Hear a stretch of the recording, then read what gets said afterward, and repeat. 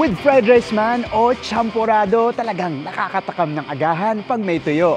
At mas pinabilis pa ang paggawa niyan gamit ang air drying machine na binuo ng ilang computer engineering students. Tara, let's change the game!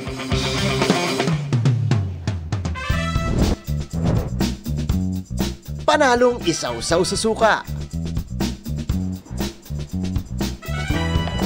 O kakombo ng fried rice at champurado. Pero to achieve ang sarap na yan ng tuyo, kailangan ng 2 hanggang 3 araw ng preparasyon. But not anymore. It's down to only 11 to 12 hours ngayon. All thanks sa thesis project ng mga computer engineering students mula sa STI College Ortigas, Cainta. Presenting Drypish, isang Arduino-based air drying machine na kaya ring sukatin ang moisture at i-filter ang amoy galing sa mga isda gaya ng tuyo. Ang proyekto, masusing kinonsulta ng grupo sa isang local tuyo producer mula sa Hagonoy, Bulacan. During our interview po is nalaman po namin na hindi po pala dapat ma-expose yung isda sa ulan. And kailangan din po na consistent na maarawan yung isda para matuyo po siya agad.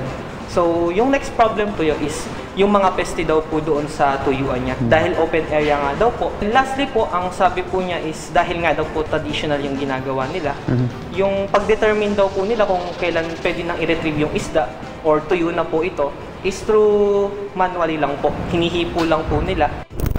Binubuo ito ng 2 drying rack. Dito natin ilalatag yung mga sariwang isda at papatuyuin.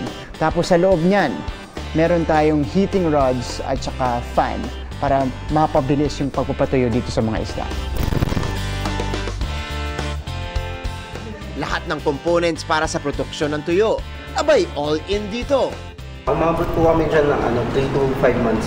Alam niyo ba mga kapuso, itong Drypish, meron siyang real-time probe moisture sensing na susukat hanggang sa umabot sa target moisture yung mga pinapatuyong isda. At nandito naman sa taas, para i-contain ang odor na lumalabas sa ating mga fish, ito yung kanilang exhaust. For now po, 2 kilos pa lang po yung pwede namin isalang. Pero hopefully in the future po is maparami po namin siya at mapalaki pa po. Para simulan ang drying process dito sa Drypish, magsisimula ito pag pinindot na natin. Long press itong red button sa may gilid. Tapos kung gusto nating ma-monitor kung nasa ang step na ba itong Drypish, meron siyang light indicators dito sa may gilid.